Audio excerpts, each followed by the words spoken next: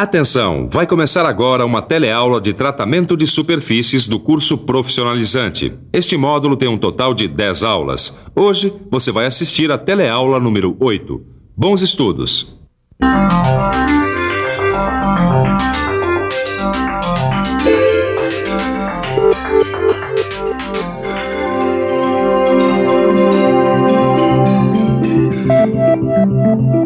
A galvanização é um dos processos que depositam metal na superfície da peça a fim de protegê-las contra os desgastes que podem ocorrer em contato com o ambiente. A corrosão é apenas um desses desgastes. Este é o assunto da nossa teleaula de hoje. Dá só uma olhada. Hoje você vai estudar o recobrimento metálico. Vai ver que este, ao lado da pintura, é mais um método de tratamento de superfícies. Vai aprender que existem vários jeitos de fazer esse recobrimento metálico. Vai ver o que é a eletrodeposição e a imersão a quente, entre outras técnicas de recobrir peças com metal a fim de protegê-las. Bom, e para finalizar nossa conversa sobre torneira, você sabe o que é galvanização? Galvanização? Não faço a mínima ideia. Galvanização? Sei. Galvanização, palavra esquisita, não é? E pouca gente sabe o seu significado, mas na verdade ela tem um significado bastante simples. Galvanização é uma das técnicas utilizadas para o recobrimento metálico. Dá uma olhada só aqui nessa peça. Ela recebeu uma camada de metal para protegê-la contra o desgaste do ambiente. A aplicação de uma ou mais camadas de metal serve para proteger peças e materiais dos desgastes e da corrosão. Como é feita essa aplicação? Existem vários métodos. A eletrodeposição é apenas um deles. Existem vários outros e hoje nós vamos aprender os mais importantes. Mas afinal de contas, vamos ver o que é essa tal de galvanização. Mas para entender o que é galvanização por eletrodeposição, a gente precisa estudar uma coisinha antes. A gente precisa entender o que é ionização. Sem a ionização, não é possível fazer a galvanização por eletrodeposição. Vamos ver do que se trata?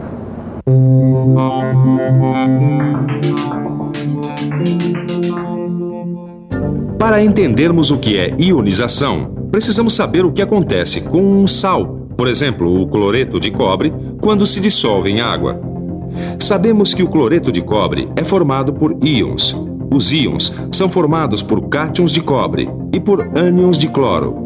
Quando o cloreto de cobre se dissolve em água, algumas partículas de cobre e cloro se separam, ficando livres e movimentando-se na solução.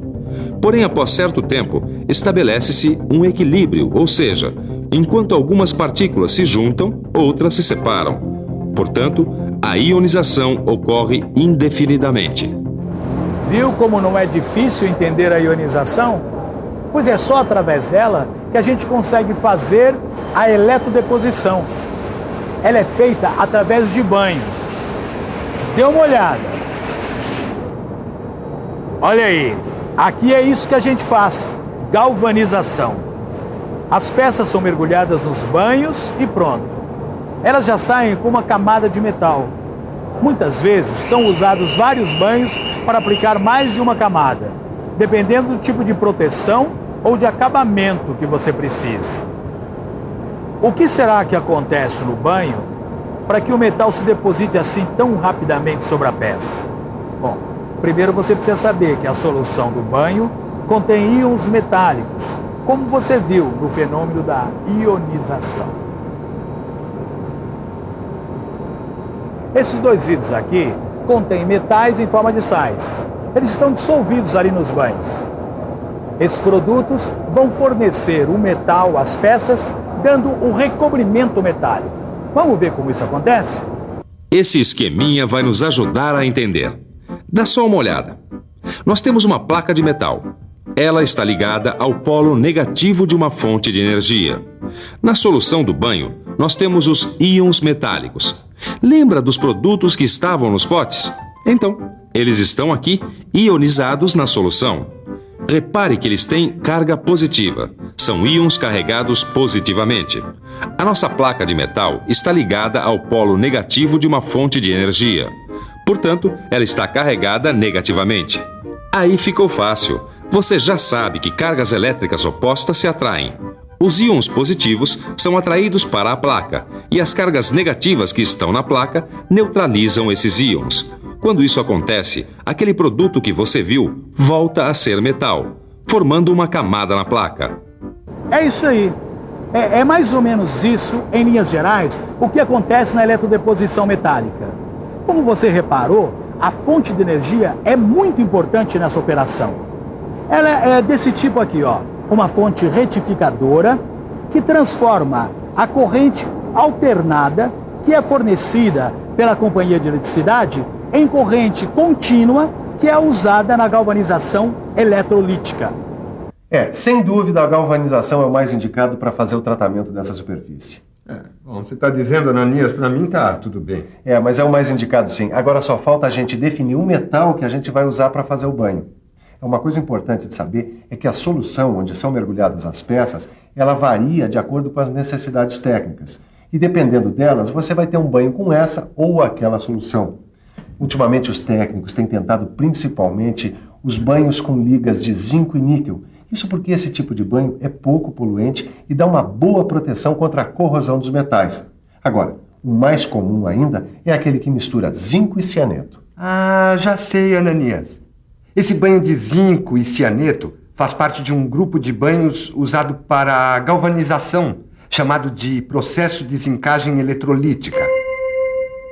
É isso mesmo. Além do banho com zinco e cianeto, fazem parte desse grupo os banhos com zinco ácido à base de cloretos e com zinco alcalino, sem cianeto. Agora, falando assim, eu sei que parece muito complicado, mas não é. Depois dessa teleaula, você dá uma boa olhada no seu livro de estudos e lá você vai encontrar tudo muito bem explicadinho. Até porque o que nos interessa mesmo é apenas um desses banhos. O primeiro que a gente falou, o banho com zinco e cianeto. Esse é o mais comum. Os outros dois são processos mais caros e mais sensíveis a impurezas e, por isso mesmo, muito pouco usados. Agora, vamos ver como é que a gente prepara esse banho. Primeiro, a gente seleciona a fórmula e pesa o material que vai ser usado. A seguir, a gente coloca a água no tanque até a metade. Adicionamos soda cáustica e agitamos. Agora é a vez de colocarmos o cianeto de sódio, que é um tipo de sal. Novamente agitamos a água para dissolver o cianeto. Aí é hora de colocar o óxido de zinco, aos poucos, agitando sempre. Este produto aqui é o purificador. Depois de colocá-lo, a gente precisa esperar 2 horas. Depois de 2 horas, o último ingrediente do banho, o abrilhantador. Bom, aí o banho está pronto. Agora é preciso limpar a peça que vai ser galvanizada. Agora é só colocar a peça no banho com a ajuda de um suporte de metal que vai servir de ligação entre a peça e o polo negativo do retificador. Este suporte deve ser de cobre, já que o cobre é um ótimo condutor de eletricidade. Pronto! A peça já está recoberta por uma camada de zinco protegida contra vários desgastes provocados pelo ambiente. É isso aí, em linhas gerais, é assim que a coisa acontece. Como você deve ter percebido, a eletricidade desempenha um papel fundamental nesse processo. Mais do que a eletricidade, é a corrente elétrica. E quando a gente fala em corrente elétrica, a gente logo lembra de amperagem. E aí está um ponto crucial para a boa eletrodeposição: a escolha da amperagem. Nós estamos numa fábrica de metais sanitários que usa galvanização eletrolítica em praticamente todos os seus produtos. Vamos conversar agora com um especialista em eletrodeposição. Oi, o que determina o valor da amperagem no processo de galvanização eletrolítica? Esse valor, ele depende da forma e da área da peça a ser galvanizada. É claro que depende também do tipo de banho a ser utilizado no processo. No caso do zinco, o zinco com cianeto, ele utiliza 2 amperes por decímetro quadrado de área de peça. Obrigada. O banho com zinco é realmente o mais comum. Ele é eficiente na proteção do aço contra a corrosão. Só que o zinco é corroído pela atmosfera, então ele precisa de uma proteção adicional. Aí que entra a cromatização, que é um pós-tratamento da camada depositada na peça. E é isso que está acontecendo aqui. Depois de passarem pelo banho de zinco, as peças são mergulhadas numa solução de cromato. E essa cromatização é que dá a aparência final das peças. No caso dessa peça aqui, por exemplo, dependendo da composição do banho, é que a gente vai obter cores até diferentes. Agora, a quantidade de material dissolvida no banho tem que estar na medida certa para a gente obter um bom resultado. Quem vai explicar isso direitinho para a gente é o Marcelo, que é professor do Senai. Por favor, como é que a gente sabe se as quantidades estão certas? Bom, aí existe o que a gente chama de controle do banho.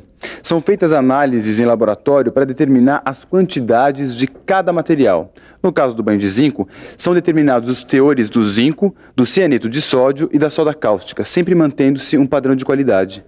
E aí a qualidade da peça está garantida, é isso? Ela só vai estar garantida mesmo depois de serem feitos testes com câmeras que simulam atmosferas altamente corrosivas. Então, o que acontece?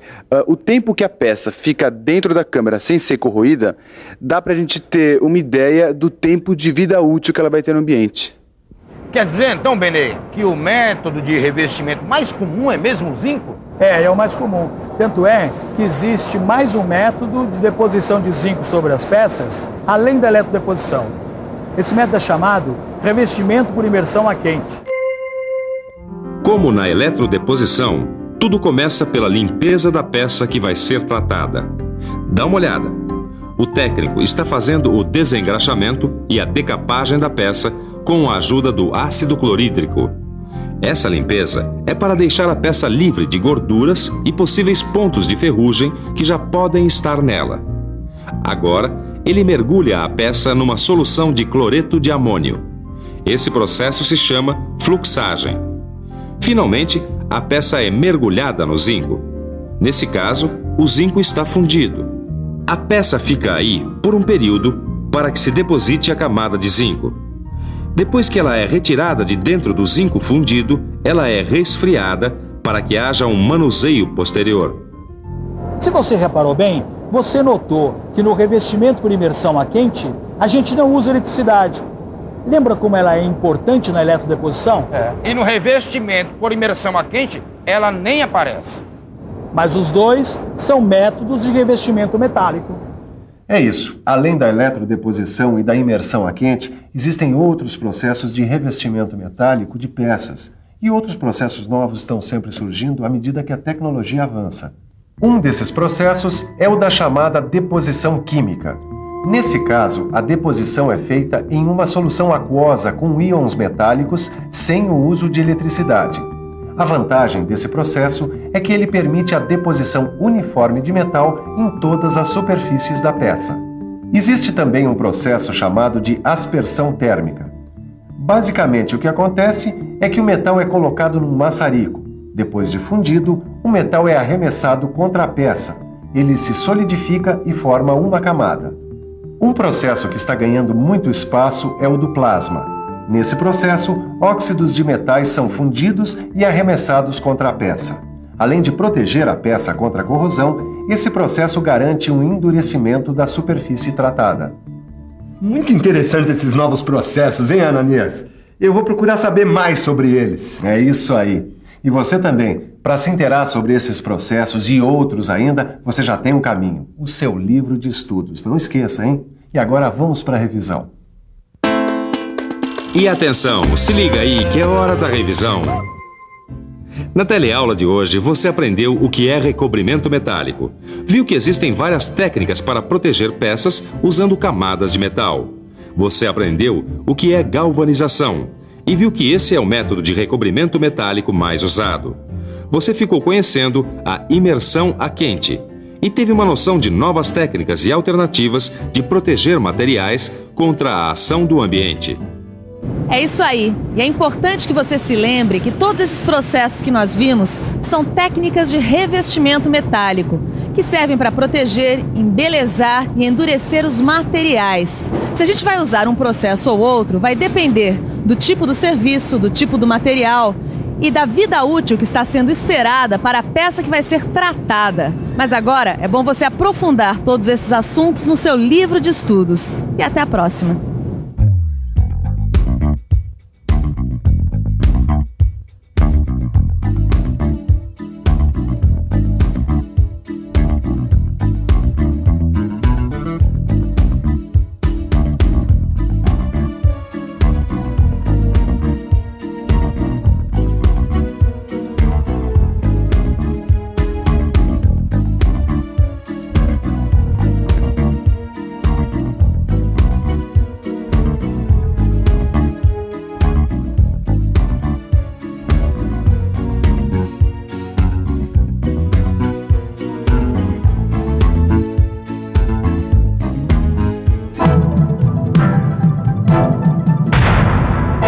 Telecurso 2000, um programa de educação do Sistema Fiesp e da Fundação Roberto Marinho.